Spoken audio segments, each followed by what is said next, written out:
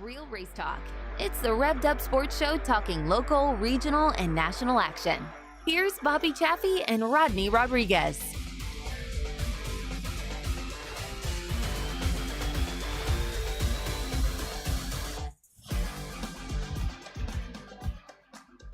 Oh, yeah, here we go.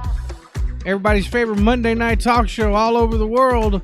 Live in Studio 4 at the Worldwide headquarters just north of Austin, Texas. This is indeed the Revved Up Sports Show. Showtime, Bobby Chaffee right here. Iceman Rodney Rodriguez is the man right there. Hey, dude, did you realize today it didn't get to like 100 degrees? It was like 94 today or something like that. It is so nice that things are finally starting to cool off just a little bit, and the perfect time of year for it as well. I mean, it's like, you know, with everybody fired up about football, it's like, man, it doesn't feel like football. But you know, I remember last year when I was doing football full time, the first cool game that I actually did. Cool as in weather. I think it was like the first part of November. I went to Manor, and it drizzled and it was cold, and I think we were in the 50s or something like that. So it's nothing unheard of, but man, I'm just glad that the triple digits are, because it's unbearable, dude. I mean, it's unbearable, and that's why I say that we should be racing now. We should be racing now. Not in July and June. Yeah, but then you got to take on high school football and college football. Yeah, that's a whole thing. You know, it's that's when you really start to feel. I mean, with the football effect, because that I don't care what people say. I mean, you know, people can hate football and hate sports and whatever you want to. And that's the funny thing that I notice. You know, I know a lot of people poo-poo on NASCAR but people piss and moan about the NFL. I mean, I've seen people piss and moan about college football. I mean, but it's going to hurt the front gate. It's going to hurt the front gate each and every time. Well, and it usually does. I mean, that's why you see usually everybody tries to wrap their season up by September, just so they can kind of go against, don't have to go against the Friday. Your Friday night tracks always wrap up right by the end of September because they don't want to go against high school football. Some of your other tracks, you know, Edna was supposed to run last weekend.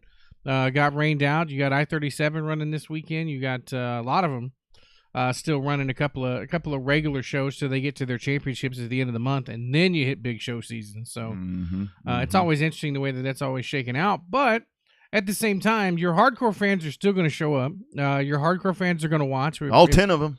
That's right. And all the people that are still bitching about NASCAR that can tell you everything that happened that race that week, they'll be watching the next one too. Yeah. Hey guys, speaking of this weekend, Terry Barden, 7:30. He's going to jump on as you have the H-Town. What's it called? H-Town Showdown. H-Town Showdown is coming up. The first factory stock pavement race, which I'm very curious to see this one because just as everything else, there's been a big outcry for that one, and I am confident that it's not going to be what it should be. And I'm sorry. That's just me speaking from the way that I know shit happens around here. That's the bottom line. If you got 20 guys committed to coming, you'll get 10. If you got 15 coming, you'll get 6 to 8. If you got a handful of guys coming, you might get 3 or 4. Yeah. And it's going to be one of those things. Well, if you did it the next race, if you did it on October 21st, I'd go. You'll get that. What do they need to do? Make the set of rules and then pay $5,000 to win to get everybody to show up for a factory stock race in Houston? Probably. That's probably what needs to happen. But I mean, come on, guys. You know, there it is, right there for you. It's a stock car with an asphalt pull off. This is the perfect chance for you. But I mean, some people just don't like pavement racing, and that's okay. I totally get that part too. And then right around 7, we'll talk to, because you got a big one happening at Waco this weekend.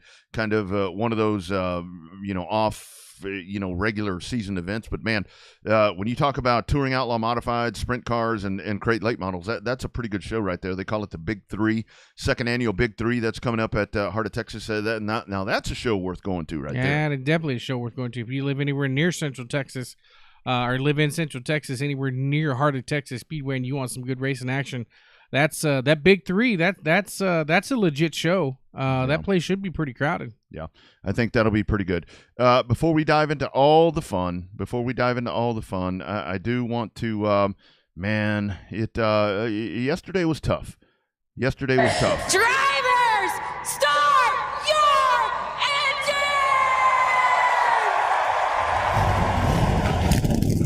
engine! That's Bristol last year, wasn't it? Yeah. Yeah. Drivers, start your engine! Tell you what, man, that girl put up some kind of fight, man. She put up some kind of fight, and it. And I was yesterday as that happens, and I mean, what a way to start your. I'm just glad in the sense that there wasn't a NASCAR race yesterday when that news, of Sherry Pollock's passing. I'm glad it wasn't a race day. I'm glad that it was a Saturday night thing. But all of it's like people are beating up Martin Truex. He left her. Man, we don't know what happened with that. Yeah, we don't know. It's none Did of you our see fucking business. Did you see Danica Patrick's Instagram post about that whole thing? I didn't. Yeah, she was like, "I don't like the guy." It was like she straight out said in like the second sentence in her, like, "I don't like the guy." I have to find it and screenshot it for you. It's very interesting. Yeah. Basically, they just took his Instagram statement. She's like, "This guy has no feelings of his own. All he did is had some PR rep write this. He doesn't care. He left her. I don't like the guy." Kind of thing. Well, it goes down to one of those things to where any one of my friends that have been in that situation, and I've been in that situation, for crying out loud. I mean, it's one of those things to where I haven't lived with Martin Truex. I never lived with Sherry Pollock's. I don't know how they are, and for whatever reason that didn't work out for them. But the bottom line with this is this is a woman that. I mean, ovarian cancer 4 different times that she seemed to be over the hump right there, so to speak. But I had a sense when they weren't together anymore, and she disappeared. I thought maybe it was one of those things to where, that's Martin's thing. Martin's a NASCAR driver. Martin's a champion. I don't need to be a part of his world. I just sensed that something wasn't right because I know even when they did the catwalk, when all of that just passed, and I saw a lot of folks, a part of that. I never saw Sherry. So I assumed that something wasn't right. And I mean, look, man, this is just a good, again, we haven't lived with them. We don't know how they lived. We don't know what they did. But this was just a good human being. I mean, and Martin seems like a good human being. And man, it sucks. It sucks. That lady right there, she's a warrior. She was a warrior, no doubt about it. And the separate is there's going to have to be another release sent out by Joe Gibbs Racing to basically say don't ask Truex about Sherry Pollock's during his media availability. Mm-hmm.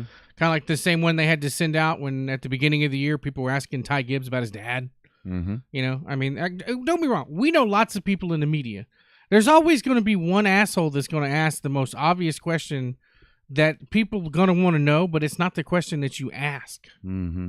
No. Like a lot of our friends are in town coming up for Texas Motor Speedway race weekend, but we're going to be in Houston. And just logistics, it just doesn't work trying to drive up in the morning from Houston to get to TMS. That's why I'm not going. So I might try to pull it off. I'm just not sure yet. But it, yeah, that sucks. That sucks. I mean, that's a loss. I mean, that's a loss, obviously, for a lot of NASCAR folks, but it's a loss. It's just a loss for, humanity. I mean, because when you lose somebody like that, a good person, from what we know, a good person, and that sucks, and people need to get off Martin's ass. I mean, for whatever reason, it didn't work out for them. I mean, they've been broke up for a hot minute, too, so yeah. It's not like it's brand new. Yeah, and they were together for a long time, and the whole thing is, when they were together, he seemed to love her, she seemed to love him. They were very supportive of one another, and it was one of those things to where it just didn't work out. I mean, people break up. That's the other thing. When something like this happens, it's so much about wanting to point fingers and make accusations and all this shit. But I mean, people break up. I mean, for a lot of times, you never know what goes on behind the scenes, and it just didn't work out. And she's in a better place. She's doing a hell of a lot better than any of us. But yeah, R.I.P. to Sherry. That's a tough one. That's a tough one. Yeah, biggest loss I think since Steve Burns probably. Mm-hmm. Yeah. Biggest gap to fill since Steve Burns. Yeah, yeah, and she will live on. I think in a lot of people, and definitely live on in the sport for sure. For a lot of the great things that she did, not only for women but just for life in general. So Sherry Pollux passes away at 44 on Sunday. Bobby, we can dive into the short track stuff a little bit later on as well. But I do want to ask you, because I think one of the conversations that really seemed to come up this week, and it's actually something I had this conversation with Ryan Ellis back when the NASCAR Tour hit COTA back in March. I actually did a remote with Ryan Ellis, driver of the 43 car there, and we were talking about the Xfinity car and what a great race car it is. And that really seemed to be a theme this weekend, to where it came to the forefront, to where you're talking about the competition in the Xfinity Series, and these guys are having to wheel these cars. I saw comparisons to where I think Chandler Smith said, to me, this is very much like a super late model, to where you get out there, these things don't want to grip, they want to slide around, and you have to manhandle these things. And it's a very funny shift to me, because for the longest time, it was always the Truck Series that was the series that produced the best competition. But even again this past weekend at Bristol, the Xfinity Series, they showed out, man. This really is some badass racing that we're seeing in the Xfinity Series. Well, and a lot of people are actually drawn to it because they say it reminds them of old school Cup racing. Yep. Some people are stubborn enough to just want to watch it because they're like, it looks more like a race car because the numbers in the door. Mm-hmm. We both heard that online. Of course. And read that online. So it's unique. I mean, more power to them. I mean, the Xfinity Series, just remember, they have their own TV, the standalone TV package upcoming for what, 3 or 4 years? Yep. I think is what it is. 3 or 4 years for the Xfinity Series there on the CW. So it's got some power to it. And I don't think that, I think it's strange that you're going to have the Xfinity Series on its own, where you're not going to have a Saturday show showing up on FS1, or I don't know how that's going to work, where you're going to have to fill that gap is so much programming that you would normally fill with the Xfinity Series, and then you've got it on USA. I mean, it's a damn shame that they're going to have to interrupt their marathons of Law and Order to do the race right on USA. So, yeah, no, I think it's a great thing that finally that the Xfinity Series has their own brand. I mean, their own identity. And I really think that's something that's important with that series, is that you do want to be able to differentiate. I saw some folks that posted on Twix.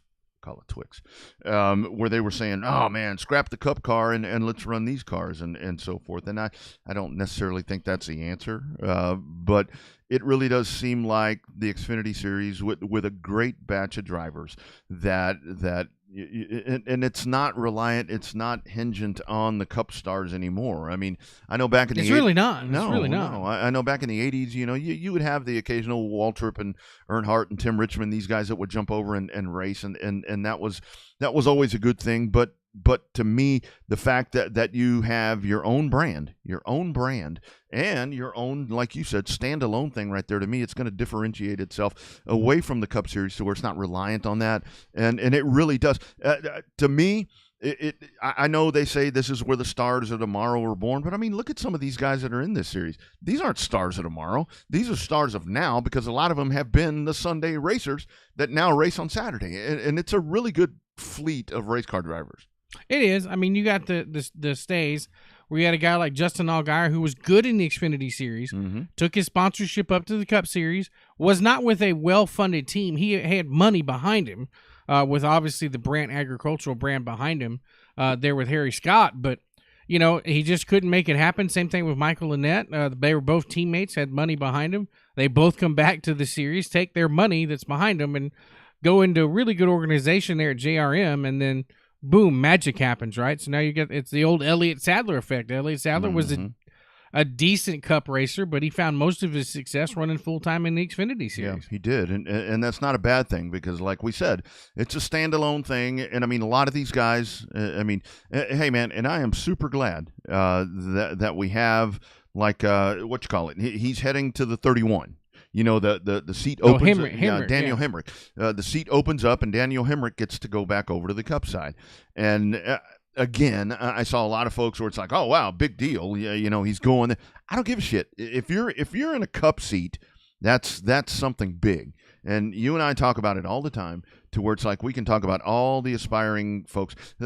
For example, we should have gotten Memphis Virial on this program, because we could have talked to him about when folks talk about, no, nobody gives a shit about NASCAR. Did you see Memphis Virial, how excited he was to get back into a truck and go race at Bristol this past weekend on Thursday? That right there, that's the ultimate goal. I mean, I know there are great series in dirt, and I know there are great series in road racing and all this other stuff, but to get to race in one of the big 3 national series, dude, that's a lifelong dream right there. You can say it is my goal to race on the Lucas Oil dirt super dirt late model series. That is my goal, and that is a great goal. But I guarantee you one thing: if you get a phone call from Colleague, or you get a phone call from Rick Ware, for crying out loud, you're going to take that phone call, and you're going to take that opportunity.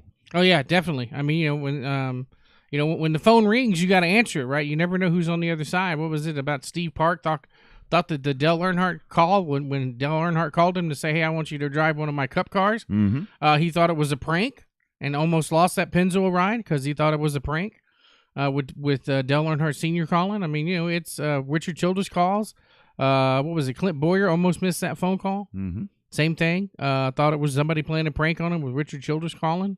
Back in the day, before you could tweet somebody and say, "Hey, call me," kind of thing. Yeah. But I always got to answer that phone call. I mean, as a salesman, race car drivers are salesmen. They're always selling themselves to racers or to race teams and race sponsors. So when that phone rings, you got to answer it just like a regular salesman. Yeah. When I first got into real estate, I was sitting in an office with a friend of mine, not really a mentor, but somebody that did really well in real estate. And my phone rings and I hit ignore. And he's like, "Who was that?" And I'm like, "Man, I don't know. It looks like a strange number." He's like, "Well, what if that's $1 million call, man? What if that's somebody wanting to buy $1 million property?" And you just ignored that call. So that's the thing.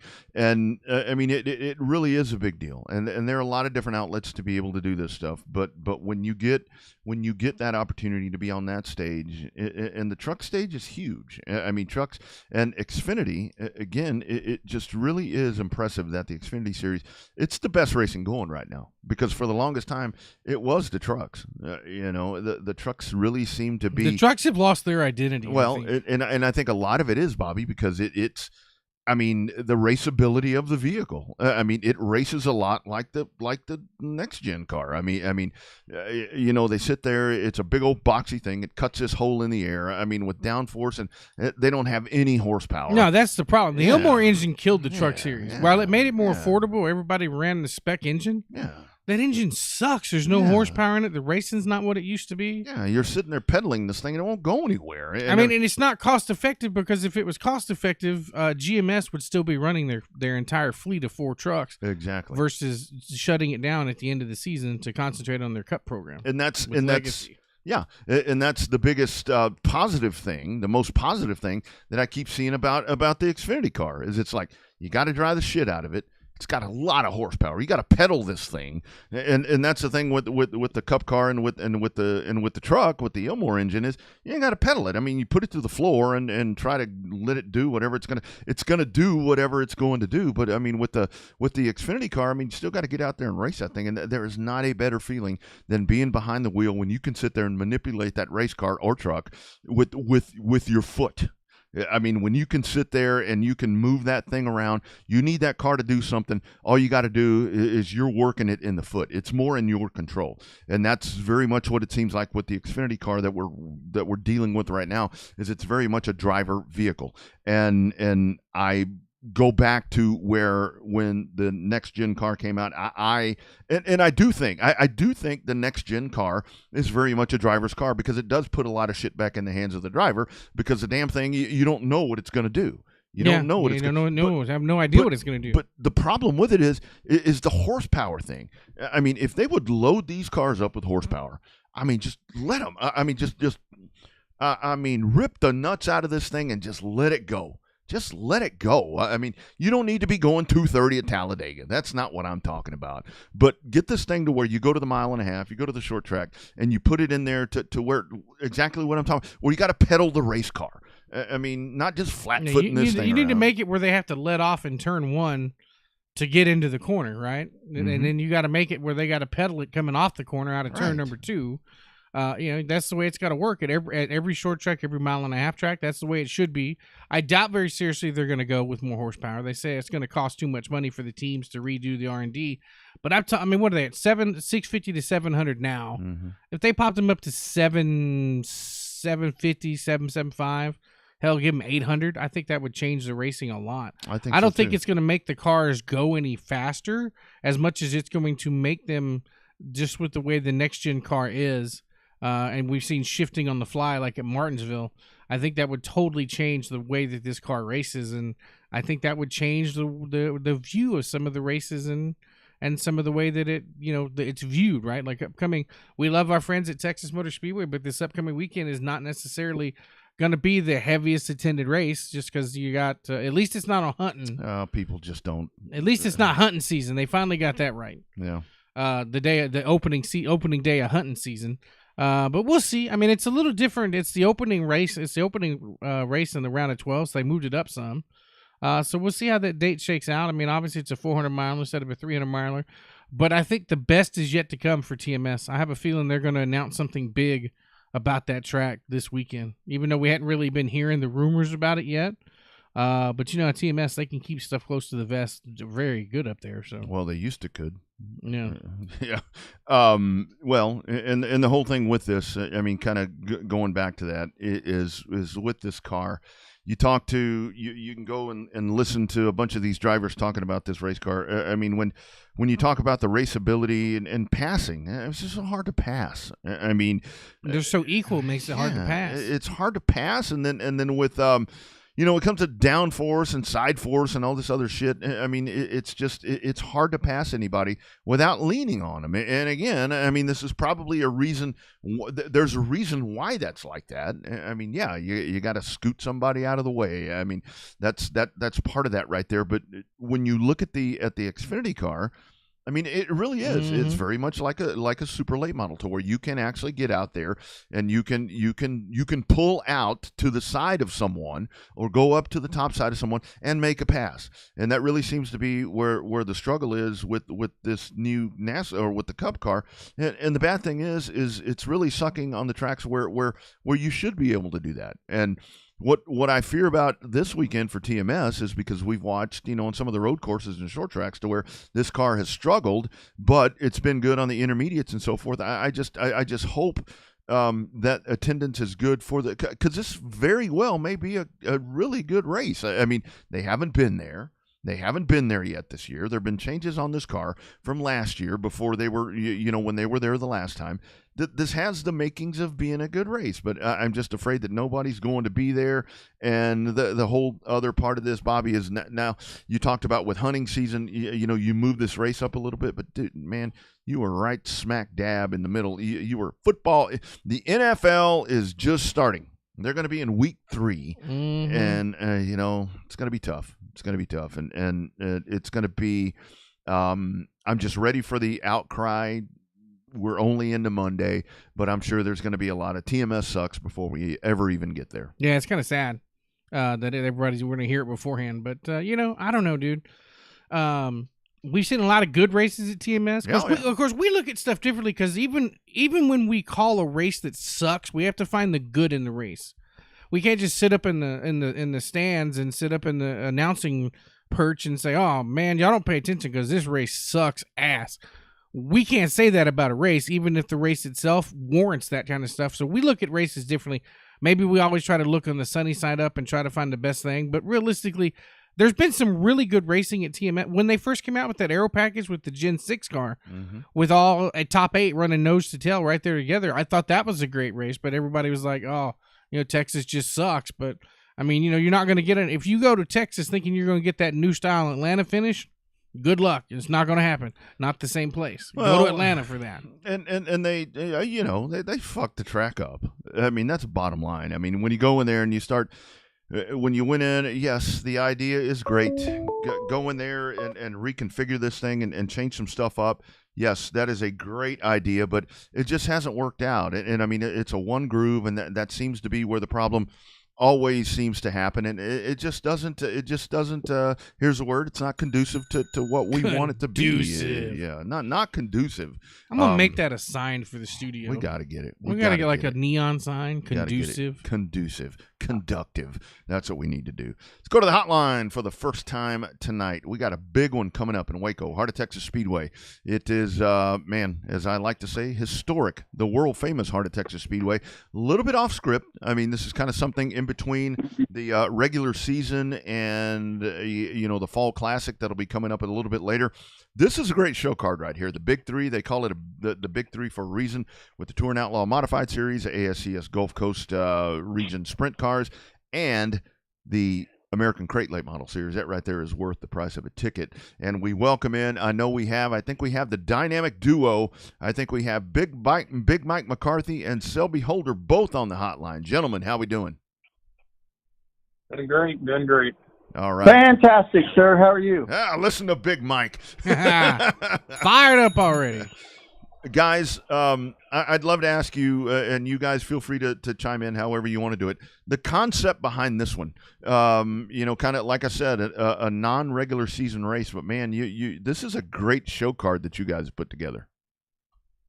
Yeah, this originally was dreamed up at Boone last year. John and Nikki Webb was runs the Tom series, and Jerry and David had kind of dreamed this up at Boone and said, hey, we want to do this race in a couple of weeks. And so it came through, and last year we ran the Toms and the TSS Sprints and the Crate Late Models last year. And then this year when we were setting our schedule, we definitely wanted to do it again. It was a great success. So this year we're bringing back the ASCS Gulf South Sprint Cars. We hadn't had them at the track in a couple of years. That series had kind of it come and went, and we'd had them numerous years in a row, and we've had great luck with the ASCS Elite guys, and Chris from that group had been pressuring me for a race forever and a day this year, and so after talking to Jerry and David, he said, hey, let's give this guy a shot. We got plenty of cars, and we got plenty of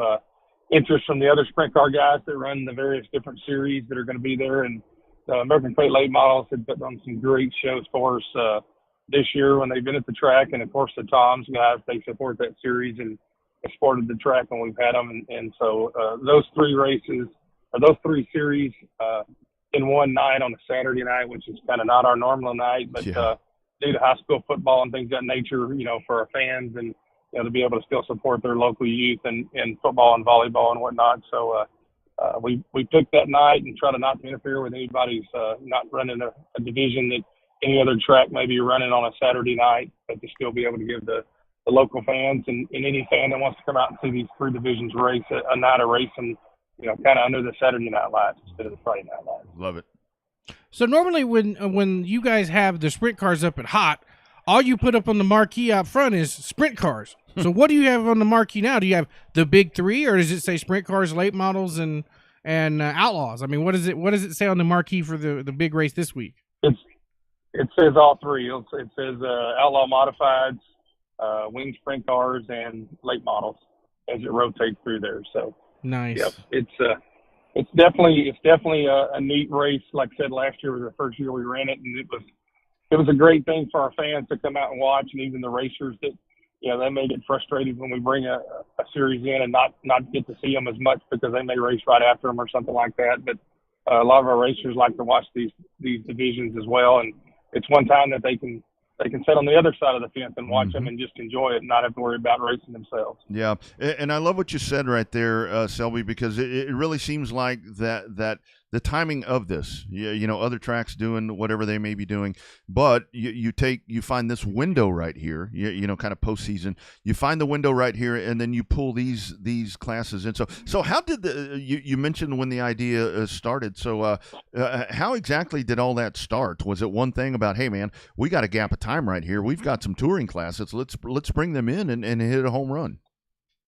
Yeah, John, like I said, John and Nikki Webb had took over the Tom series from the previous owners, and was really looking for a race in September. They didn't have a lot in September, and was looking for a race prior to their end of the year race they have in October up in Southern Oklahoma Speedway. And we were at Boone, and Jerry goes, "Hey, we're going to run a race in a couple of weeks." And I'm like, well, for me as a promoter and IMCA guy and things of that nature, my deal was is we can't impact the weekly racing. We can't pull cars from a track that a racer may be racing for points on a Saturday night and try to have them come to our track and maybe mess up the local tracks or the friendships we have with other racetracks. So the only way to do that was either, like Waco's got Outlaw Street Stocks, which isn't, no other track technically has that outside of maybe Cotton Bowl.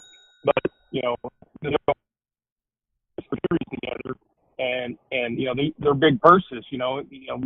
It's tough enough sometimes for us to just have one of these series come in and run with our weekly classes, but to run all three of these and like I said, they're pretty big purses, and so it was kind of a shoot by the hip and see how it was going to go the first year, and it was a success, and so that's the reason it was a no-brainer when we set the schedule for this year, that the third week in September, that's what we were going to do. And it was prior to all the other tracks having their big 2-day, shows. It starts, the end of September all the way through ours in October, and a couple that they run in November. So it was kind of a dream of John and Nikki Webb's and Jerry and David at Boone last year, and just continued on this year. Love it. So, in terms of this race, obviously, Waco used to gear up for the Fall Classic, and that was the big end of the year show. And I'm not saying that you guys are taking away from the Fall Classic by no means, but it seems like you're going to have two really good Grand Slam races here, just because you've got the big three that gets interest from people that love it, and the ones that may or may not have wanted to come back and see the local cars there with the Fall Classic and then the Dwarf Nationals. I mean, It's got to be. It sounds to me like it's the right idea at the right track at the right time for you guys. Yeah, it really is. I mean, we ran the Dwarf cars with our Fall Classic for a number of years, and just in reality, as a promoter and as a racer, the amount of cars that we were getting at the Fall Classic was just dragging the night out so long, and it was too many cars, and so we, last year we decided to separate them and. The Mod Lights, we had a bigger sponsor last year that put up a big purse for the Mod Lights, so we tagged them and had the 600 sprint cars. But this year we didn't have as big a sponsor. Still going to run for 5,000 win on those Mod Lights and have a really good purse for the Dwarf cars. But this year we're going to run factory stocks on a Friday night for 1,000 to win, and on Saturday night we're going to run Outlaw Street Stocks, old school, run what you brung. Run what you brung in Outlaws. We're even letting enduro cars run with them. Nice. No wings, no modifieds, no late models, no sprint cars with them. But, if you got a fast enduro car and you want to see if you can outrun some of the local street stocks, it's 1,000 win and 100 to start on that Saturday of that Mod Light Dwarf car show. And then we're going to use those same rules for the Fall Classic for the street stocks. It was fun for a number of years, and we kind of went away from it, just stuck with the track rules, and we lost a lot of those, East Texas and South Texas drivers that their cars maybe weren't exactly within our rules, but this year we're bringing that back, and we got a little bit of a grumbling from some of our local racers that are a little paranoid about racing against an enduro car or against they got a lot of money tied up in these cars, and I respect that. But at the same point, as a promoter, it's our job to show on for the fans. Now we don't want a bunch of cars tore up, and it's the nature of racing. Is somebody's going to get wrecked. I hope nobody does, but it may happen. But for the most part, the qualifying to that show and maybe in the future, you're going to be happy if we do fast car. So. Yeah. Selby, I would like to ask you, because I haven't had the chance to do it on one of these shows. I think one of the things that you guys did this year was the change. Increasing the modified purse, going to the Outlaw modifieds and versus the IMCA modifieds and all of that.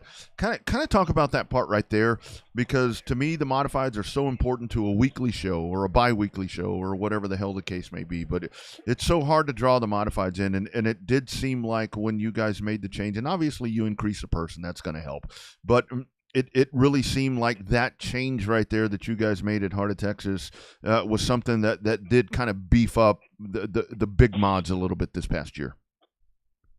It did. The mod count on Friday nights had been dropping off, and the stock car counts and some other classes had picked up, and we were just, it was just dropping off, and we had to make a decision, and we via right after COVID and things of that nature, and the cost of everything has gone up, and we went from IMCA running every other week, just trying to give the guys a break, and that really didn't seem to help. And we even went up, on the purse, to 700 to win, 100 to start, trying to be competitive with Outlaw Mod, Tracks, USRA, all the other brands that were running them.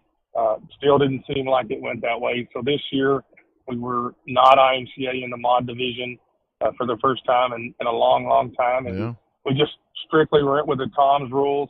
Had a decent car count, nothing super great, but when we had the Tom's series in, we got good participation. Hunt County opening back up, used to be the Greenville track, opening back up kind of, I don't say it killed our Friday night, but there's a lot of those outlaw mod racers that are up in the DFW area that it's closer for them to run there, and that's where they're going to run, and you can't fault them for that. So next year we're in the process of trying to figure out what we're going to do with the mods next year. We want mods at our racetrack, whether we do a rotating schedule with them or what. Mike and myself and Jerry and David have been kicking that around, and right after the Fall Classics, when we kind of set our schedule and put our minds together, we're gonna sit down and figure out a good option for us. We may run X amount of IMCA mod races, and then we'll run the next amount of Outlaw Tom's races next year. We just haven't set that in stone, but I love mod racing. I think they put on a hell of a show. And whether you got 10 fast ones or 5 fast ones and 15 field fillers, as a promoter, we want to put a show on for the fans in the stands, and the more cars we can get out on the track to do that, the better show it is. And so for me and for Mike and for Jerry and David, we're just really trying to find the best fit to be able to put the best show we can on for the fans to come in. No doubt. So earlier you guys were mentioning working with Chris and ASCS Gulf South. And I don't want you guys to give away the secrets and all the money and behind the doors discussion and all that. But talk about how that happens. Because everybody knows, it takes a lot of money to get these touring series to a racetrack. And more money, way more money than what people think. So other than Chris continuing to just blow up the phone to try to get a race there at Heart of Texas, go talk to the people and tell some of the headache and then some of the success at trying to get a touring series like ASCS up there. So with any touring series, you may have a purse that's anywhere from $6,500 to $11,000 for a series. And for a weekly racetrack, we can't absorb an $11,000 purse. That's comparable to all of our other divisions combined. It's not feasible for us.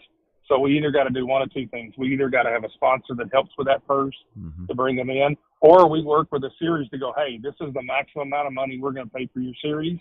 If you want to come and run at our racetrack, then you need to find sponsors to supplement the rest of it. And I'll be honest with you, that's what we did with Chris. We said, hey, we've got this much money we'll put towards a wing sprint car division, no different than we do the other ones. And anything over that, then you need to come up with it. And he gave me about 3 days and said, hey, I've got the rest of it taken care of. This is what we're going to run for. I said, that's fine. This is our minimum. We agreed on it. We locked the date in, and that's where we're at. Because, even like the 305 sprint cars that we've had, whether they're TSS or they were the Smiley series or just running them ourselves, they're $6,500 to $7,500 a night class. But some of the series wanted to pull more. They wanted to add another 1,000 here or 2,000 there, and it's great for the racer, but for the promoter, they think, oh, well, you're just making a killing because there's a lot of cars or a lot of people that show up to watch sprint cars. But the reality is, you're paying $3,000 to $4,000 more out the back gate, than what you got that's coming in the front gate. So you don't lose money, but you don't make near as much money as people think you do, even when the stands get full. So it's a challenge, but for us, we've kind of got we've done it long enough. We know this is kind of the window of how much money we want to spend on an event, because if we can't make a little bit of a profit, it's not worth us opening the gates. And at the same point, they've got various sponsors that they use through their weekly or their yearly season that they can draw from their sponsorship money to use in different events, and they do that. And so that's kind of the deal I made with Chris, and our deal is show me what you can do, because previously with Keith and the other guys that had Gulf South, they put on some great, fabulous racing at our racetrack, and all of his racers want to come race because they've raced there before. So I've got to think it's going to be one heck of a night of racing. Mm-hmm. So let me follow up with another question as it relates to the sprint cars. From your feedback with the fans and other thing, can people really tell the difference between a 305 versus a 360 versus a 410? I mean, is it just, can people, your average fan, for what my opinion is, your average fan can't tell the difference. Your hardcore fan will be able to tell, but for the most part, on the average, do you think people know the difference between a 305, the 360, and the 410s? I will promise you, if you put on there that it's an ASCS sprint car race versus a race saver race, you're going to get more fans to come out to watch an ASCS, whether they're a 360 or a 410.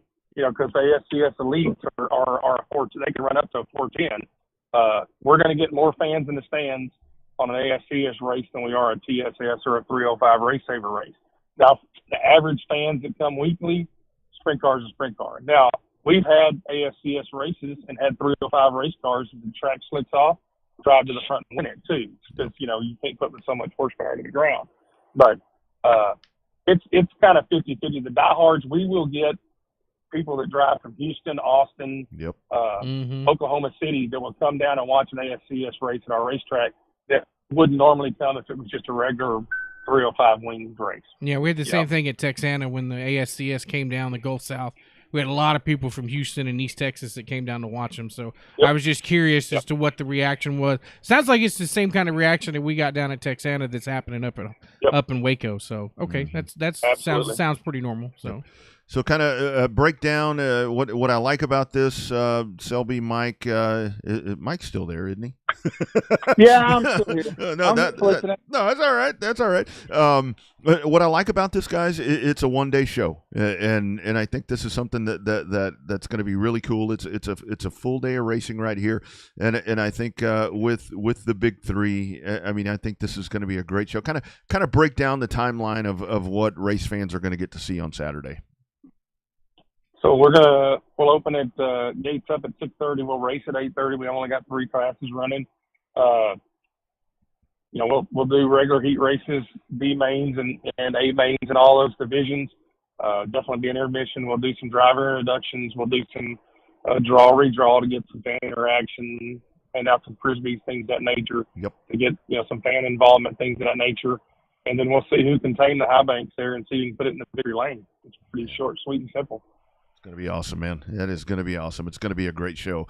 Lastly, guys, I do want to ask, I mean, the continued success there at Heart of Texas Speedway. I know for me, getting to be a part of races there, I mean, you guys, I mean, it's such a buttoned-up show. I mean, it's like clockwork, everything that you guys just kind of speak to the success that all of you, and you know, Jerry kind of charters the ship right there. I mean, you've got a great owner. I mean, you've got a great owner right there that definitely makes life a little bit easier. But thoughts on just another great year of racing there at Heart of Texas Speedway? It's been a great year of racing. You know, Mother Nature was not nice to us this year with the super high temperatures, and so we had a little bit of a fan count and a car count drop off when it got super hot because it just gets truly unbearable. But Jerry being the owner, David out there, they've kind of given me and Mike the reins to kind of run what we want to do and try anything once. That's kind of Jerry's thing is we'll try anything once, but if it doesn't work, we're not trying it again type of thing.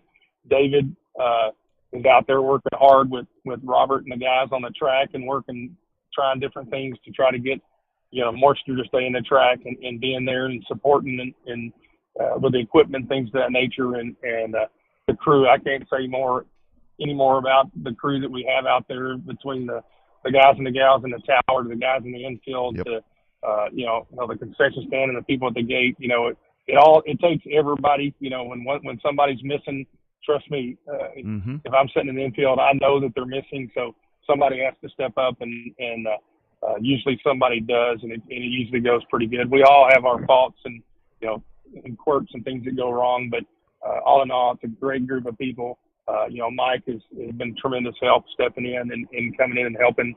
My job takes me all over the country right now. I'm talking to you driving from Branson, Missouri to St. Louis, Missouri right now. So I'll be home Thursday. So, he takes care of the things when I can't and greatly appreciate him as well. So, but all in all, it's been a great year and going on 57 consecutive years there.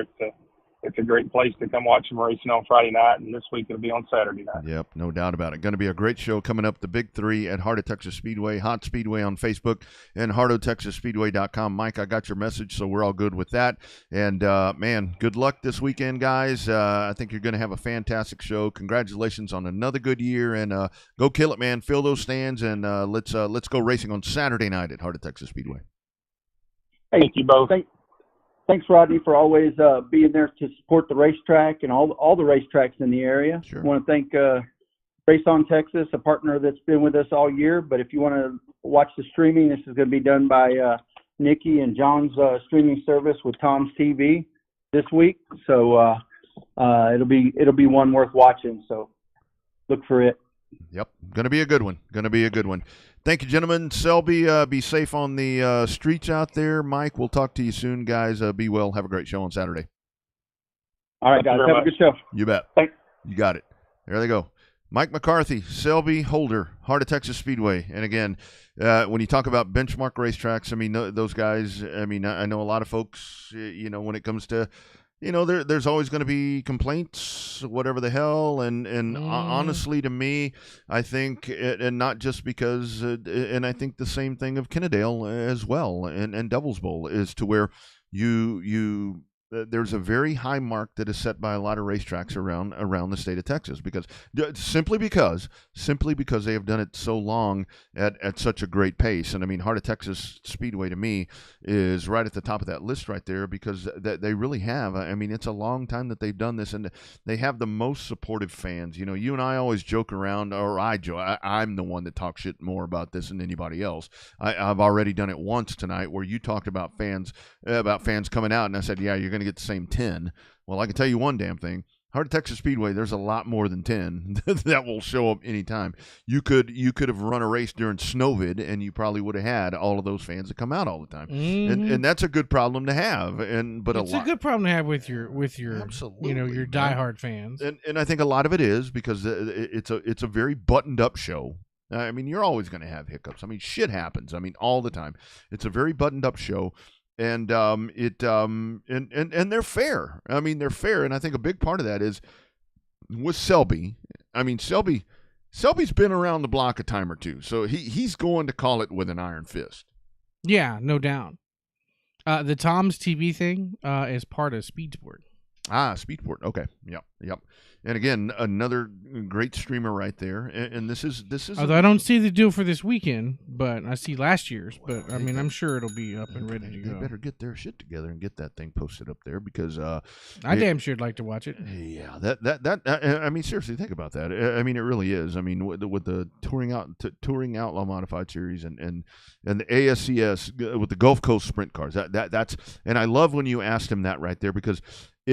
I mean, it really is. I mean, fans love the sprint cars, but you really can tell the difference.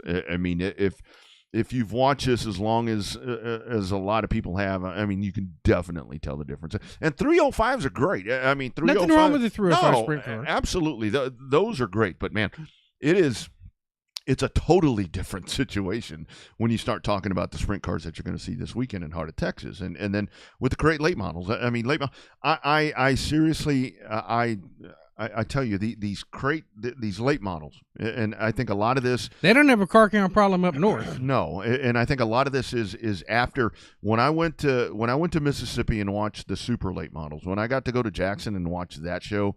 My feelers are very much on these late models right now, and because that I mean, going back to me, it has the asphalt feel to it. I mean, it really does. I mean, it looks like the super late models that I'm used to watching as a kid, except they're hauling ass and going sliding around and rim riding up at the top and riding on the cushion and laying up on the fence and all these different things right there. But that is a fantastic show right there. That is a fantastic show right there. It's a hell of a show. I mean, and that's a lot of money purse wise. That's a lot of money that the track has to put up. Yeah. If it costs more than an average show, that's because it's not your average show. Well, and I think the other, you're gonna have to pay out the pocketbook to go see it, but it's probably worth every penny. And I think part of one of the most intriguing things that we heard right there with Selby talking about was where he was breaking down when it comes to bringing in a touring series. I think a lot of folks just don't understand, and we can even go back to the days of the TIDA late models and so forth, to where, if you remember when we talked to Neil Upchurch on this show, Neil Upchurch said, I would take the TIDA late models to wherever, San Antonio, Austin, whatever it was, but we had to have X amount of money, amount of money to get there.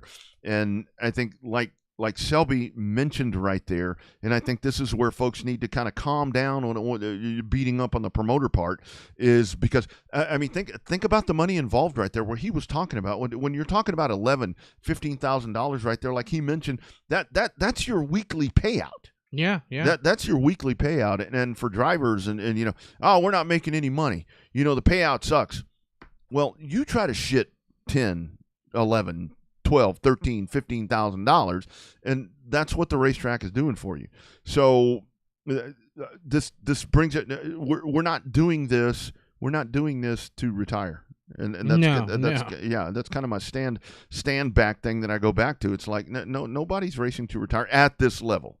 I mean, when you get to the other stuff, yeah, maybe so. But this is where there's a lot involved right here to put this program together. And then when you tie it in, because I've heard a lot of folks saying, well, ABC Speedway needs to have however many classes and one touring class every fucking week. Not necessarily. No. Well, not if it's $15,000 to bring the touring class in. No, I mean, it's not like it was back in the old day where you had four. You had 3 classes and a special event, and then you had 4 classes and a special event, whether that was TIDA late models, whether that was TIDA Pro Sedans, whether that ended up being a demo derby. The dwarf cars would come on as an extra there, at Speedorama. And kind of that way at San Antonio too, where you'd have a couple of different classes and then one special show. Yeah. And then you started getting in San Antonio, you started getting your full-fledged super late model shows. There, that was the standalone races there in the early 90s. So, I don't think you necessarily have to have the touring series come in. It just depends. It's a catch-22. If your local car count sucks and you bring in a touring series that brings in lots of people and lots of cars, that adds to the show, right? Sure. But does it hurt the local cars because there's no cars showing up and all that kind of stuff? Speaking of ASCS, they are also running championship night September 30th down at Texana. Mm-hmm. That's right. That's going to be that's going to be a fun night right there. Yeah, I'm looking forward to that one since we got rained out on last weekend. Yeah, that's going to be a good one, man. And they did. Texana got hammered. That place looked like a pond, looked like a tank, looked like a stock tank, and there were still people bitching. Why are you canceling so early? I don't think it rained as much as they anticipated it raining, but I mean, just what they saw, just from what we saw. On Thursday when they canceled it? Thursday or Friday? Wednesday or Thursday is when they called it early. They canceled Wednesday, and it fucking rained on Thursday and Friday. Yeah. Come on, guys. Be better. Speaking of being better, how about a quick word from one of our great advertising partners right here on the Revved Up Sports Show. It is our great friends at Generation Race Cars.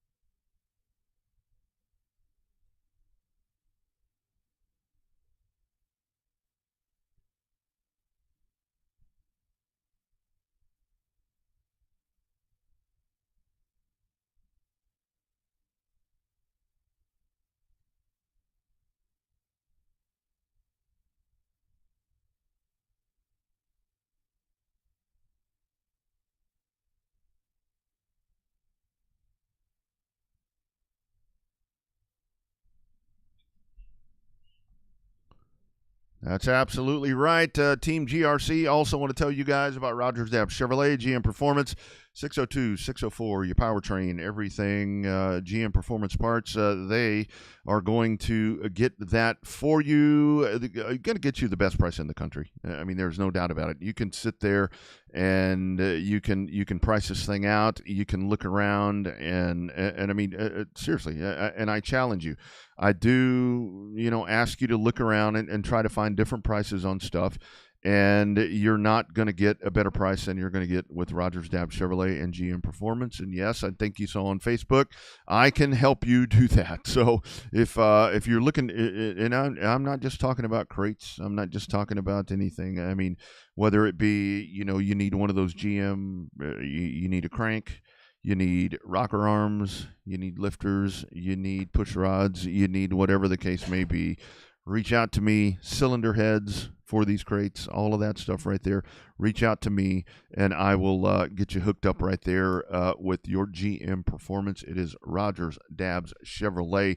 Going to hook you up with the best price on GM Performance parts in the country, friends, in the country. Great program right there. Great conversation, or so far, great conversation with our man Selby Holder and Big Mike McCarthy as they have the Big Three coming up. And Bobby, coming up here in just a couple of minutes, we'll talk to Terry Barden, longtime staple race director over at Houston. But I do want to touch on, before we talk to Terry, and we can get his thoughts on this, but just kind of our opinion on this factory stock thing.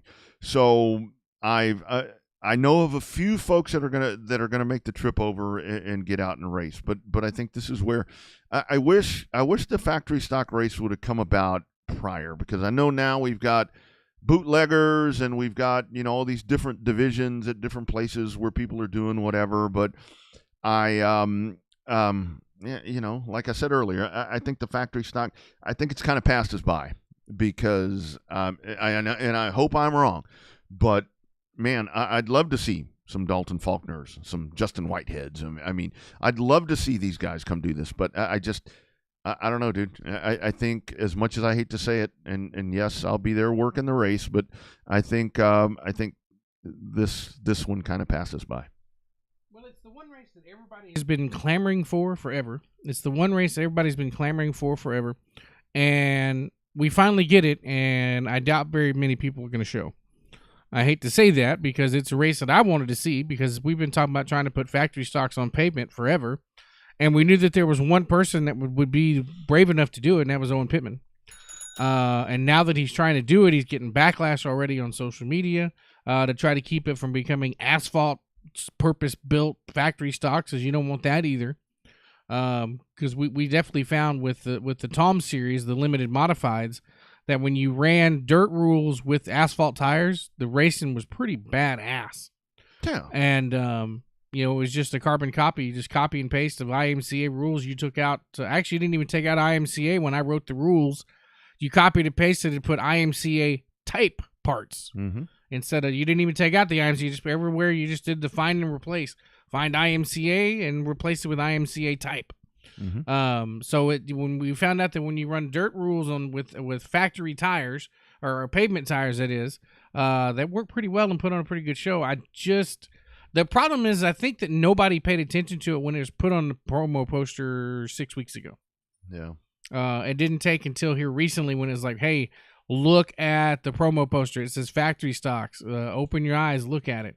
I mean, I think we could have done a little more promotion about it a little sooner. But at the end of the day, it's, it is what it is. And if the guys show, they show. If they don't, well, then, I mean, Owen may try something twice, but he'd try anything at least once. Mm-hmm. Well, and I know a lot of that was, I mean, I talked with Owen a couple of days ago, and he made some changes. He made some changes to that, to where, and this is where it's going to get muddy, because when you have a race like this, what's going to happen is that you're going to have the asphalt guys, whether they're racing on dirt or whether they are coming out of the woodwork to want to find a dirt car to go race on asphalt in a dirt race. You're going to want to do everything that you can to try to make your thing an asphalt race car. And that's entirely not the idea of this. It is the dirt factory stock coming over here. But I mean, honestly, dude, I mean, we talk about it all the time right here. These factory stocks right now, they're purpose-built dirt cars, but the way these things are built, you can convert this son of a bitch to run on concrete, on pavement, hell, on anything. I mean, just with the way these race cars are. And you know, to me, I just want to see a lot of cars on the track.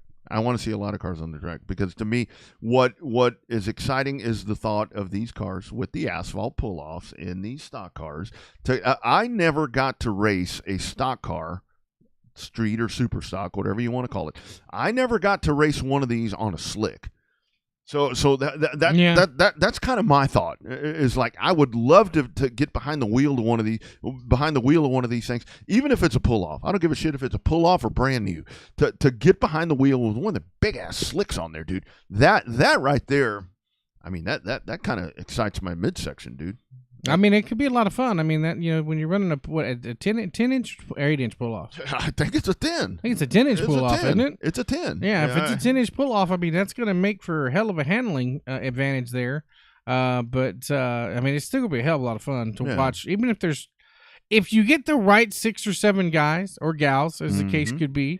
Yep. If you get enough of them at the track at the same time, it can put on a hell of a race. It just kind of going to depend on who shows, really. Yeah.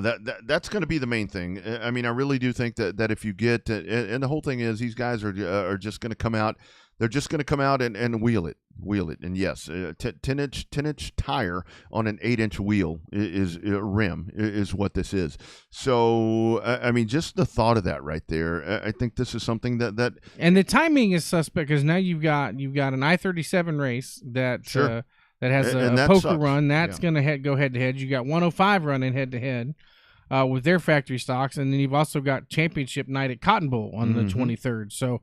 Not ideal scheduling wise, but I think you get a handful of guys. Guys that aren't in the points at some of these other tracks, they're going to be like, hey, let's just shag ass to Houston and let's go run with the factory stocks over there. So. Yeah, I think it's one of those things to where you had to eventually try it, and you know it. The funny thing about it was there's only one place to try it. You know, you had to try it in Houston, and the fact right there, and I had some folks that were reaching out to me because you know why this weekend? I mean, why does it have to be like you're saying on a weekend? You know, with all these other things going on, limited availability of dates in Houston. Well, and here's the other part of that. I mean, the big part of this was what happened right here is that you have a massive race in Cordele for the Outlaws.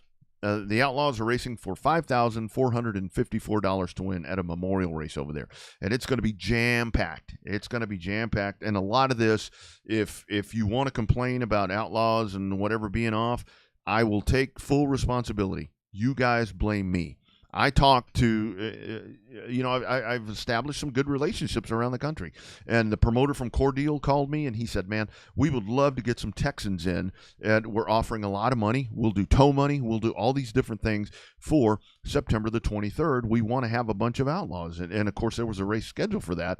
I reached out to Owen. I'm like, dude, that they want to pay our racers to go there and give them an opportunity because we have some Robert Barker, for example. I mean, that's a guy that can go there and probably win that race. So that's the reason for that. And then at the same time, what they're going to do, I mean, they're going to repay the favor. And you know, when we get a big truck race that's going to be going on, they're going to let their trucks off so their guys can come up here as well. You know, will our guys travel? Will their people travel? Hell, who knows? But again, racetracks working together. That's a big part of why that's happening. And that's where Owen said, okay, this is the time that we're going to try it. We're going to try it. If we can get 5, that's great. I mean, if we can get 15, that's even better. So we'll see what happens. Yeah, we'll definitely see what happens on that deal. But tracks working together, it's a unique experience for that to happen. But you never know. I mean, maybe our next guest remembers when it used to happen more frequently, or if it happened at all back in the day. Well, I'll tell you what, man, he has watched a lot of laps, turned a lot of laps himself out on the Speedway, and we've talked to him before. We welcome him back on the hotline. It is our good friend, Terry Barden. He will be up in race control, race director over at the HMP Oval. Mr. Barden, how we doing, sir? Hey, Rodney, thank you. Thank you for having me. Absolutely. Doing real good tonight. So, Terry, race weekend for you, my man. Even you know, after taking a break for a while and jumping back into this, when you get to race week, my friend, does it still get you all excited? It does. It really does. I'm looking forward to this weekend. I'm looking forward to bringing the factory stocks in as another thing to help bring more people to the racetrack, and hopefully try to introduce another type of car to where, what I'm really excited about this is, okay, these factory stock cars. I got to go down to Owens Track in Corpus. I saw First you. time I'd ever been there. And, me being an asphalt guy, I raced 2 times on dirt. And it wasn't my deal. The car starts to go around backwards on asphalt. It ain't a good thing. And so it just didn't make sense to me. But anyway, going down there and watching the factory stocks and the show that Owen and them put down there, I'm excited to bring them up here, and hopefully we get a bunch of them to come up here, try the asphalt. I'd like to see what we could do to take those rules, make a class for asphalt out of those rules. Mm-hmm. And I mean, you look at the car counts in that, and if we get half of what I saw down there, it's going to be a hell of a show. Well, they do put on a great show down there at the race ranch, and at all. Factory stocks seem to put on a good show wherever they are with the pull-offs. But in terms of that, now, is that something that you're going to call differently? Because as you know, when you watch the dirt races, those guys, they do a little bit more rubbing than some of the normal asphalt classes. Is that something that you're going to be like on the radio with the receiver and be like, calm down? Or are you going to be like, boys, have at it? Or are you just going to surprise us and not tell us?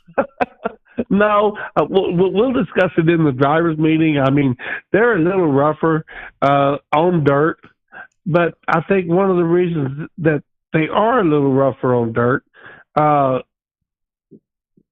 cars don't have a wall to run into. That's right. They don't have a concrete wall to run into. If they rub somebody, they rub them off the racetrack. They're going out in a little bit of dirt and they're coming right back on. Mm-hmm. You rub them on asphalt, all of us know you're fixing to hurt, or you're going to hurt a car. That's right. When you start pushing somebody up that high. No, I don't plan on calling it anyway. I'll explain the race rules to them. One thing with our track, and I don't know I didn't read the procedures down of what Owen has down there. But when you think about racing on the asphalt and at HMP, when you are not an all-involved rule, mm-hmm. but you're in a rule that we're going to make the decisions on who screwed up. And if you're blocking, if you're doing something we don't like, then you're going to be the one at fault. Yeah. And I see that differently on what I watch on dirt on Races in America. I mean, on Racing Texas and everything. It's all different. Yeah. And we'll just have to explain it to them. And I'm going to give them a little leeway, but we're not going to let them go too far. Yeah. They're going to have to understand they're in a lot more confined area than what they are on that dirt track. Because that concrete wall does not move the outside or the inside. That's for damn People have been sure. trying to knock that sumbitch down for years. It still ain't moved. Yeah. So Terry, go we've all tried to knock them down, and they don't come down for some reason. Yeah. It always wins. So Terry, I'd love your thoughts. I mean, you said you went and like I said, I saw you there. You saw my fat ass trying to go up and down those stands all night long there at Owens joint. But for the fans, I know a lot of folks, we've wanted a steel-bodied stock car class, and I know we've got bootleggers, and I know different classes or different tracks are doing whatever the case is, but I think on pavement, to me, it has always been, I have been the biggest advocate for factory stocks on pavement, because this is your street stock class, in my opinion. How cool is it going to be to have these steel-bodied race cars out there on the pavement again? To me, this is like going back to when you raced and my dad raced and I raced. I mean, this is back to stock car racing right here on the pavement. I hate to say this on the air, and I've told this to a number of people, including you, Rodney and Bobby. Yeah. We've had these discussions over the years. This is what, in all of our work areas and everything that we do, everything is transforming into more and more technology and all this stuff. But there comes a time when racing is a big example. that the evolution, you can get yourself too far out. Yep. You need to go back. Mm-hmm. And I've said it over and over again. If I could get the rules from San Antonio Speedway when I started racing there, and we ran our hobby stocks, we called them, even though they were Camaros, we were called hobby stocks because you were limited to what you could do to a car. And that's what makes me excited about, just like you said, the factory stocks coming in here and showing people that haven't been to races, especially on asphalt, that's seeing these full body cars racing. Yes, we have the bootleggers. We don't have near enough, and I know they're out there. Yeah, they're out there. I know they're sitting in the garages. We're trying and doing everything we can to make that a super stock class, like you would say, a super stock class, like we used to have. Mm-hmm. Then we have the street stocks, and that's what these cars are going to be. That's right. These are going to be the old street stock type cars that I think will make a racetrack work. Yeah, yeah. I really do. And Terry, to me, the one thing that I'm most excited about, because when I talk to race fans, even in the final days of Kyle, I would talk to folks, and it's like, okay, this limited late model looks like a super stock, and then in Houston it's like this. Well, that super stock looks like an outlaw, and everything. It's hard to differentiate all this stuff. This is going to be very obvious. I mean, I think Ray Charles could see the difference right here, because this is your stock car. I mean, you want to pardon my French, you want a fucking stock car? Here you go. This is what it looks like. This is what we can all relate to, and I think and maybe it's the younger generation can't relate to a 78 Chevelle, an 80 Monte Carlo, but back when we first started going to racetracks, and I'm going to tell my age. Yep. When I went to the first racetrack I ever went to, I didn't know what a 36 Ford looked like. Damn. But that's what they raced. Yeah. 36 Fords, 40 Chevrolets, that's what they raced back then. Then we got into 57s. Mm-hmm. Then we got into Camaros, and now we're where we're at. Yeah. But we're out into it. There's not a car on that racetrack that we go to right now that we look at, except the trucks, that look like a car that we see on the street. These cars will be what the cars were on the streets. Mm-hmm. Mm-hmm. And I think, to me, that's what excites me. It really does. That's what I'm looking forward to this weekend. Me too. So Terry, let's talk about it's going to make you and I, dude, want to go get one. God damn it, Terry! He already wants one, Terry. Why you got to bring that up?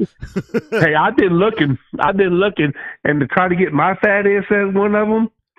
Hey, well, I'm still looking. You can be my crew chief. You can be my crew. We'll take the world by storm. Here come these old guys. They're going to take back over. Let's do it. Let's do it. So Terry, let's talk about the trucks real quick. You mentioned that's the one thing that drives on the street, what it looks like. We got the EcoStocks too, but talk about the state of the trucks. The truck count has not necessarily been what it once was down there, but that hadn't kept the racing from being any less exciting. No, it hasn't. Those trucks, the guys that run these trucks, fortunately enough, they go everywhere and run. So they're talented. They're experienced trucks. No, our trucks haven't been what we used to have. And I go back to the same thing with the economy. Yeah. Unfortunately, Houston, thank God of Owen and Dean, and even when John Alverson started getting us back into it, it's going to take a little while. But we've got to support this. This is all that us asphalt guys have, is that racetrack in the state of Texas. And we've got to support it. We've got to be as fans to come do it. I've gotten my kinfolks. I've got I want to call him a nephew-in-law. My wife's cousins, their son runs dirt. He's running dirt, and he's kicking their butts. Yeah. I'm doing everything I can to get them over this weekend to check this out since he runs dirt, and they're interested. They're kind of, hey man, this might be pretty cool. Yeah. But everything, and I think a lot of it's got to do, Bobby, with the economy. For us, Owen and Dean and everybody is paying everything we can to get everybody there as far as a purse. The purse is some of the best purse that you'll see anywhere in the country for them to run on a weekly show. For them to run. If you look at some of them, you watch Pensacola, Florida. Their weekly show down there don't have the truck count we have here. The last two races I watched down there, they had I won't say a third, maybe 2/3 of the trucks that we had here. And for that track over there where they're at, it's got to be something. It's not the racetracks. It's got to be the economy. Yeah. Well, and I think a lot of it, Terry, is because I do. I mean, I see that with Five Flags. I mean, they struggle. I mean, Mobile is doing a good job of getting folks in there, but I mean, is that going to sustain? I mean, that's a whole question with that. But I think a lot of this too is where you get into, rules and so forth. I mean, rules are kind of gray, different stuff.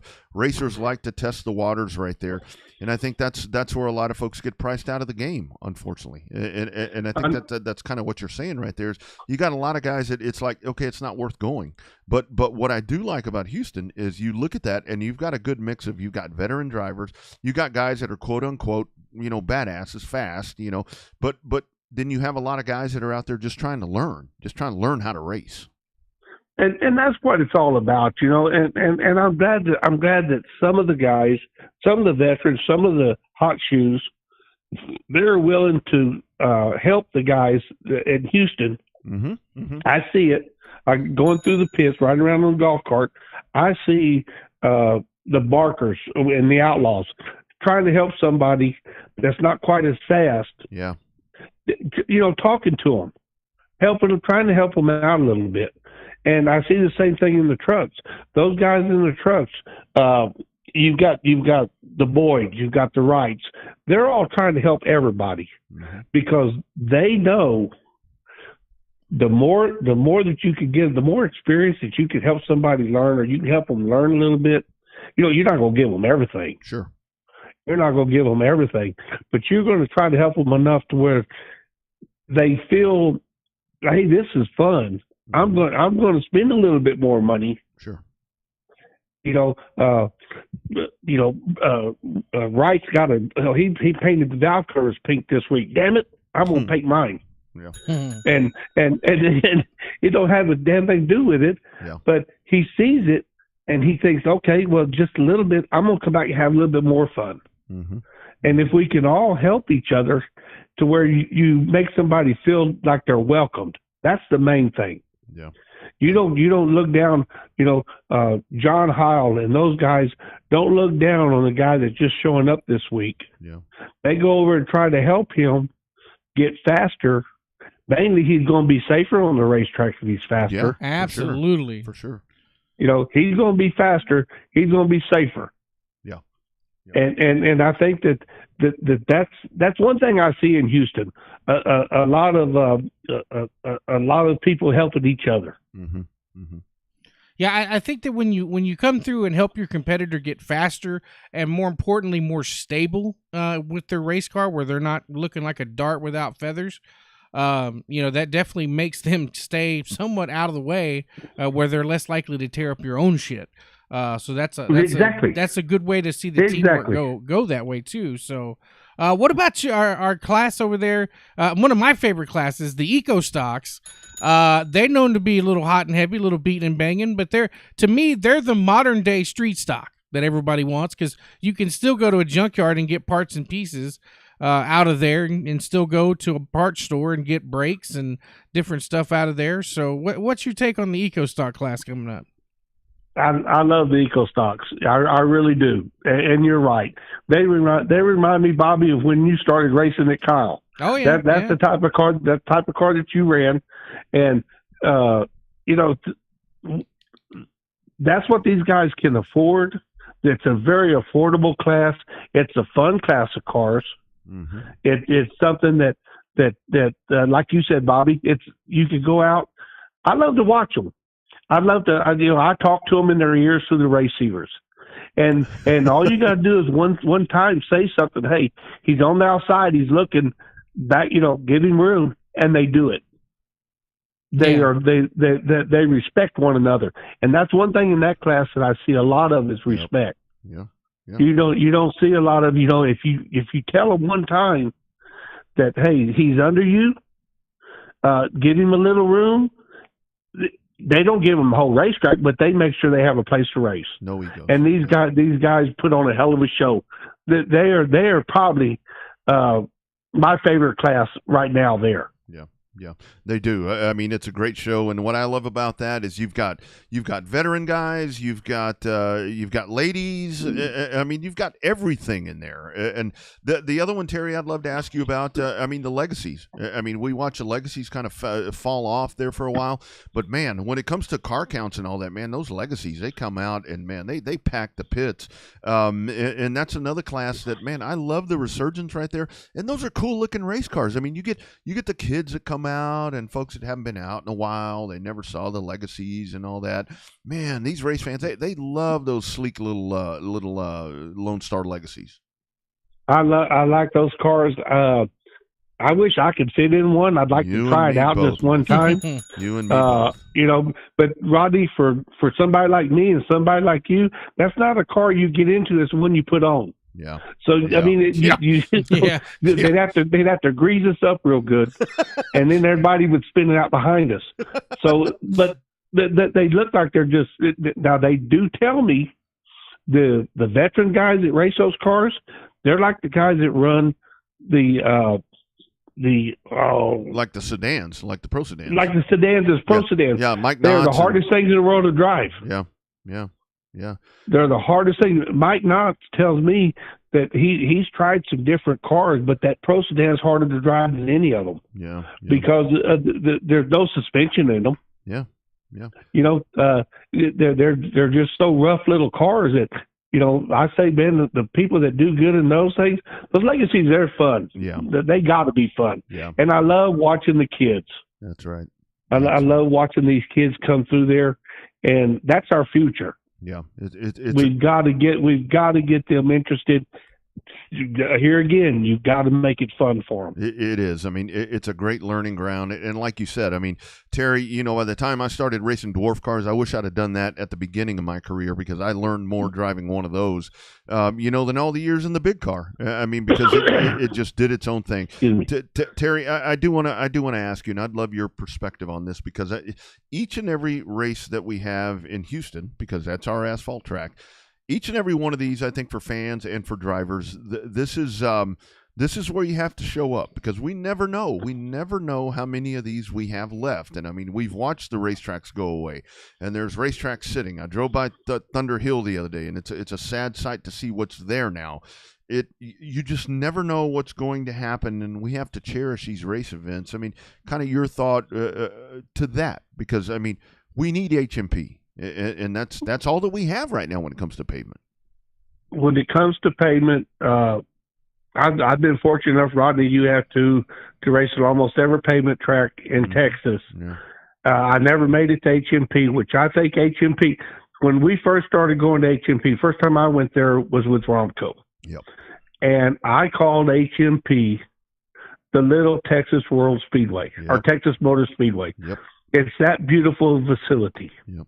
It is one of the most beautiful facilities for short track racing that's out there. It really is. And for everybody here that wants to run asphalt, you've got to come out and you've got to help support this. If it's the rules, if it's management, if it's something, you need to step up and say, here's what I think we ought to try. Or here's something. Everybody, there's nobody out there that works for HMP that's not open to suggestions. Right. Yeah. Everybody can sit there and bitch and tell you what you're doing wrong, but nobody can sit here and say, why they're not there. That's right. Nobody can. I haven't heard anybody come up and say, "Well, this is the reason I'm not there." There's no reason not to be there. Yeah. If you're an asphalt racer, if you're a fan of asphalt racing, this is our last deal. When Owen and Dean decide that they don't want to do this anymore, it's over. Right. I said the same thing about San Antonio, unfortunately. When San Antonio finally first shut down, everybody tried to, there was people, sawed off, and those tried to come out there and do it. They realized how much money it takes. Yep. It takes a lot of money to turn the lights on, not just to run the racetrack, not just to maintain it, but to flip the switch. That's right. And to turn the lights on. And everybody at HMP, you included, Bobby, everybody that has anything to do with this is doing everything that we can to keep HMP going. It's going to take racers. It's going to take more fans. That's right. And that's what has to be done. And I feel good. I mean, from what happened a year and a half ago, almost 2 years now, I see a bigger car count in certain classes. Some of them have dropped. Yeah. There are reasons why it has dropped. But the fan base, I've seen it grow. The last race, I'll be honest with you, I was worried. Me too. I looked at the grandstands. I'm sitting up there in the control tower, and I'm looking here, and I'm seeing 6:30, and we're getting ready to have everything start. And I think, boy, we're fixing to take a bath. Yeah. And then all of a sudden, bam, man, we got a damn good crowd out there. Yeah. Yeah. And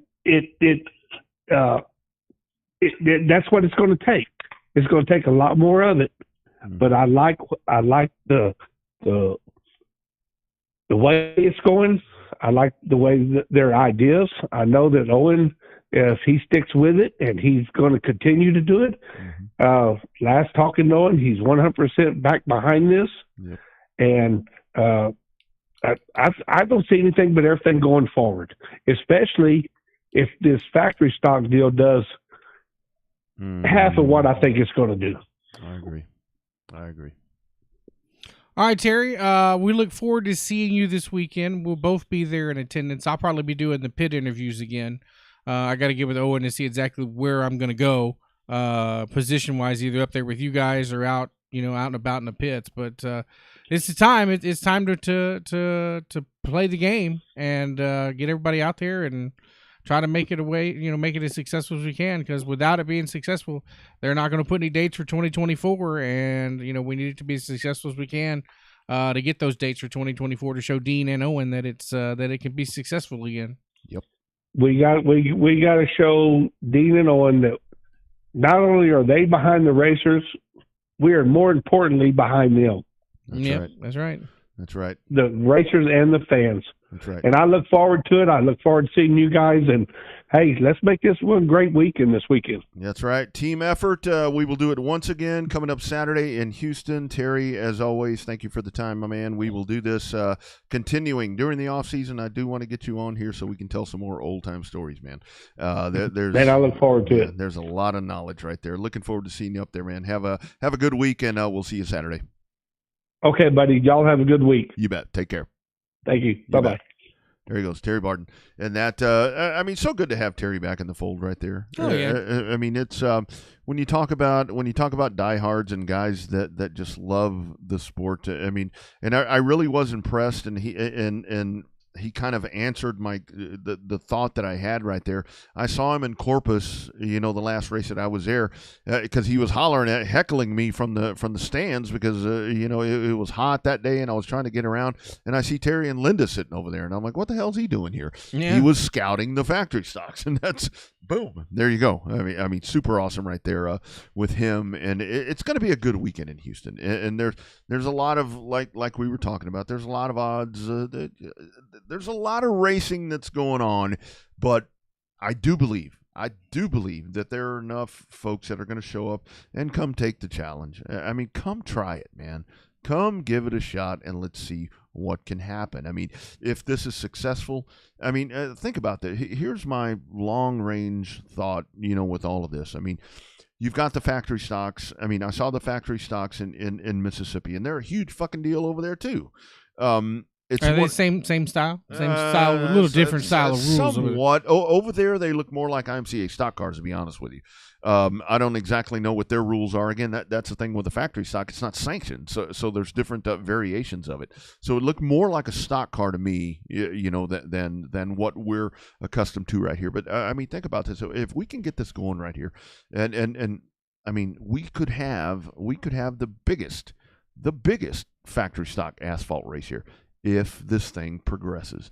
And I think the biggest... I think that people will come out of the woodwork for a $5,000 to win show on asphalt. And I think the biggest winner of this, like we were talking about there with Terry, is going to be the race fan. Because for the race fan that comes out and wants to see a stock car, yeah, I mean, I know. I mean, the bootlegger, I totally get that. And I feel bad for the bootleggers because I'm the one that's kind of over here peddling the factory stock thing. But all the bootleggers that were going to show up haven't shown up. Is there 3 now? 4? 3 or 4, three whatever. or 4. And I applaud the guys. I mean, I applaud Chris Farr and John Winnie and Corey that's driven that car and the different ones that have. But man, they haven't shown up. They haven't shown up. I think that the factory stock is where. Hell, I mean, run the bootleggers with them. Yeah. I mean, I think that's going to be the answer. But again, I'm not the tech guy. I mean, that's for somebody else well above my pay grade. But the biggest winner is going to be the race fan. If you want to see a stock car, come to HMP on Saturday because that's what you're going to fucking get. This is a factory stock. Stock as in a stock car. Mm-hmm. Stock components mostly. Tech's going to be fun.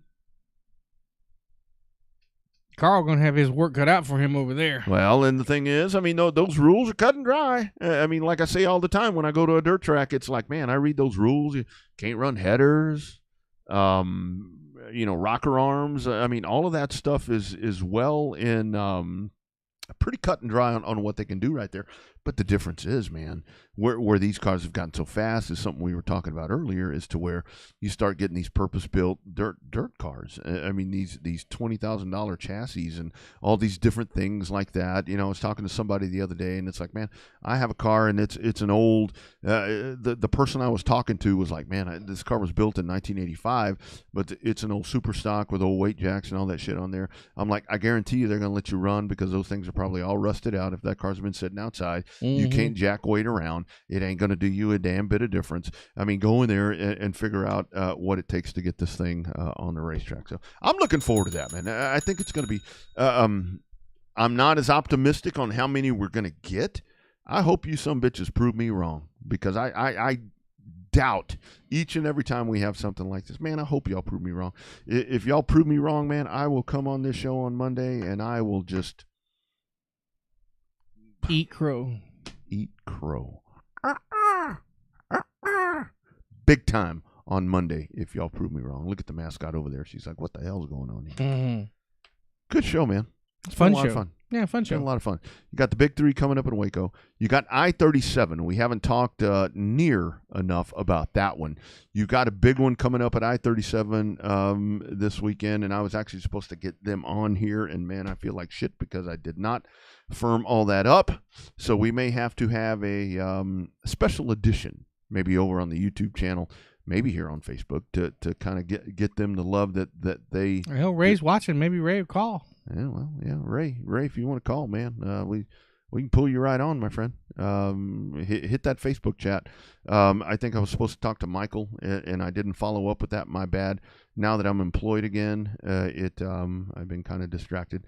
But man, I think it's going to be a good weekend. I think so. I mean, I think all around, lots of options. Obviously, you got the big show there in Waco. Mm-hmm. If you want to travel for that, you also have the I-37 show, which they've proved to have some really good shows throughout the course of the 2023 season, with different classes and different payouts and mini races and stuff like that. So, They've done a really good job. And then you've got obviously the big show down there in Houston. Hopefully the cars will show up for it. They've had 10 weeks to get ready, most of them. So hopefully they didn't decide. No excuses. Hopefully they didn't decide to do something else, like go buy a boat or whatever the case may be. But it should be all around. Should be a pretty good show this weekend everywhere. Yeah. Hey, I got a message kind of on a private chat right there. Revved Up race fan number 1, which is Kaylee Kilgo. We know her for whatever reason. She loves this program. Does not miss it. Kind of a sad day for her. She lost a deer. Looks like a tough day for her, but she is tuned in now. So Kaylee, thank you for checking in right there. She is Revved Up race fan number 1. She is Revved Up race fan number 1. We'll have to get her some new merch when the merch is. Speaking of merch, if y'all want some, oh boy, wait till we tell you what we got coming for you. Big things are coming. Big things are coming. For all you that have been wanting Revved Up merchandise for all these years, we're going to have so much merchandise you can you'd be able to, swing a cat in a tire room and knock down everything? It's going to be so big, you're going to shake a big stick at it. There's going to be opportunities for you. There's going to be caps, there's going to be t-shirts, and the beautiful thing about it is, with a lot of it is, we're going to be able to give it to you, and that's the best part about it. We'll have details coming up. Met with just great people that are all about, and I'm going to give away too many details right here. You're going to be able to figure it out. I met with some great people, or we met with some great people last week, and it's folks that just want to enhance racing in the state of Texas, and they want to be able to just continue to give back, and that's really what it's all about. Because like what Terry was talking about there, it's all about growing this and all about staying in front of people, and like we were saying, we unite for one cause, and we just love racing, and the whole thing is where it's been, Bobby, for me, such a learning experience, in the last probably 7 years, is to where it's not about, because all the years that I was in pavement racing, it was like I didn't know anything about dirt track racing, and quite frankly, I stayed away from it. You had too many options in asphalt. Didn't give a shit about dirt track racing, to be honest with you. And there's a lot of people, vice versa, where they don't give a shit about asphalt racing. But I think that we're all realizing right now, and what Terry Barden was talking about right there, is that we all just need to support, man, whatever. I mean, if you think pavement racing is boring, well, okay, I totally get it. But come to the race. Just come to the race. And I do see a lot of people in Houston with some of the races there where it's like they're dirt track folks that maybe, God forbid, 105 is off, which isn't very often. They're racing this weekend once again, but that want to come out. And I saw a comment there about somebody was asking about Gulf Coast Speedway racing this past weekend. It looks like those guys were jamming once again. I think, man, I'll have to go back and look. I had that pulled up somewhere. It looks like they had a fantastic weekend of racing over at Gulf Coast, and that's what it's all about, man. We just all support each other. Each other, and that's how we keep this thing alive. That's how we keep it alive, and just keep doing what we do, man. We just love racing, and that's the bottom line. That's right. We need those bumper stickers that say "We Heart Racing." That's right. We heart racing. We heart racing a lot. We can go around and do all this. I'm trying to be like the cool kids. I don't exactly know how to. You're Swifty. You're trying to be a little Swifty. Well, I didn't have my Taylor Swift shirt on tonight because I wanted to match you. That's right. But Richard Petty 101 right here, baby. So we got some comments right there with right? Richard Petty, the man fixing to be a Toyota man right there. The king and something other than a Ford. And Lee Petty rolling over in his grave. What in the hell is going on around here? Well, whatever. It's all good. It's all good. It's part of the thing. NASCAR playoffs, Texas Motor Speedway coming up this weekend. If you guys are looking for somewhere to go, I think I saw our man Sugar Sean Folsom right there. That's another dude that makes us proud right there, because Sugar Sean Folsom, the times that we've been to COTA or that we've been to TMS, that dude comes rolling up in there, and he's got like the best seat in the house, and he's showing us all these pictures and shit and doing all this different stuff. And it's like, man, when you talk about guys getting to live the dream right there, guys, it started out just like everybody else. Hell, I let him borrow my camera. That was his first photography equipment, was he borrowed one of my old ass cameras. Damn, man, that's great, man. That is great. He's getting to do what a lot of us wish that we could do, and I'm sure he's going to be on duty this weekend at Texas Motor Speedway, the Great American Speedway, as they like to say, and that's what he says. He'll be there. Yep. He will be there. The Petties were never loyal to the manufacturers. He drove for them all. Nathan, thank you. Thank you. He was loyal to Dodge. When they were giving him all the money. As long as they paid him. Yeah, when they were giving him all the money. As long as they paid him. Yeah. It's like, Richard Petty won all these races. Well, yeah, he was the only one with the fucking factory. Whatever. Anyway. That's another reason I bought this shirt, because I know how much you love the King. A whole different. I have no problem with the King. The bumper ran out here. We're going on and on. I have no problem with the King. I do. I love the King. I honestly do love the King. Richard Petty, one of the best. All right, dude. What's the rest of your week look like, man? Playing a little catch up to just be ready to go to Houston. Got some stuff happening. Gonna break away. No UTSA football for me this weekend. They play in Tennessee. I'm hoping for an upset. I doubt it because our starting quarterback is a game time decision. Old man Frank. Yeah. He's got arthritis or something. Turf toe. Oh. Turf toe, but wearing a boot. Strangest thing ever. Old man problems. Old man Frank. It's all good, man. It's all good. It's going to be fine. All right, guys. Go find a local short track. If you can't find one, find a streamer, Race on Texas, or all of the others. #Real Race Talk. We'll do it again next Monday. You guys be well. This is the Revved Up Sports Show.